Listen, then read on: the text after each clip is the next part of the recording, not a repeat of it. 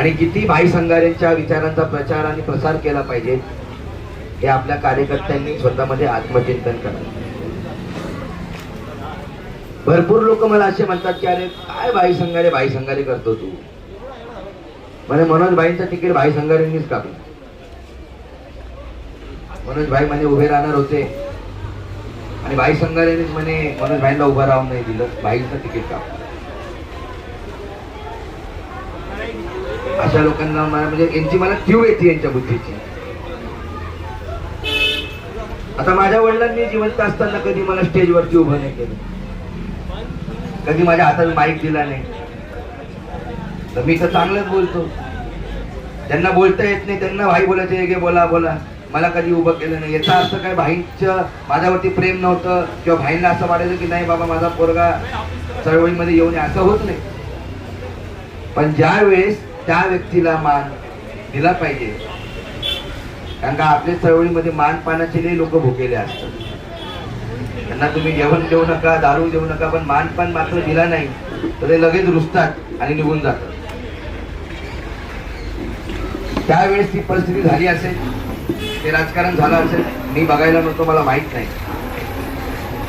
पण मनोजभाई संसारेंनी आपल्या खुर्चीच्या दोन्ही बाजूला त्या नेत्यांचं छायाचित्र लावलं. ते का लावलं? कारण का जी नवीन पिढी मला भेटायला येईल त्यांना सुद्धा भाई संघारे, नामदेवदादा ढसाळ, राजाभाऊ ढाले हे समजले पाहिजे. बाबासाहेबांनंतर बाबासाहेबांची चळवळ दादासाहेब गायकवाडांनी चालवली, त्यानंतर बॅरिस्टर राजाभाऊ खोब्रागडे यांनी चालवली, एन शिवराज यांनी चालवली. मग त्यानंतर दुसरी पिढी, मग त्यामध्ये गवई साहेब असतील, रामदास आठवले असतील, BC कांबळे असतील, पॅंथर अविनाश म्हातेकर असतील, नामदेवदादा ढसाळ असतील, राजाभाऊ ढाले असतील, प्राध्यापक पॅंथर गंगाधर गाडेसाहेब असतील. आणि मुंबईच्या आंबेडकरी चळवळीचा जर खरा भाग त्या काळामध्ये होता तो सेनेसारख्या बलाढ्य पक्षाला. आता जरी सेना आपल्याला इकडे तिकडं फाटलेली फुटलेली दिसती, पण जेव्हा खुद्द बाळासाहेब ठाकरे जिवंत होते तेव्हा गावोगावीमध्ये शिवसेनेच्या कार्यकर्त्यांची दहशत होती.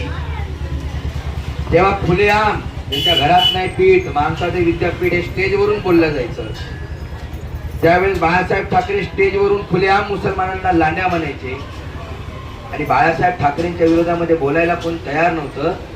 त्यावेळेस बाळासाहेब ठाकरेंच्या विचारधारेला चॅलेंज करणारा नेता म्हणजे शहीद नेते भाई संघारे आणि त्या नेत्याचा आज स्मृती. पण आपल्याला माहीतच नाही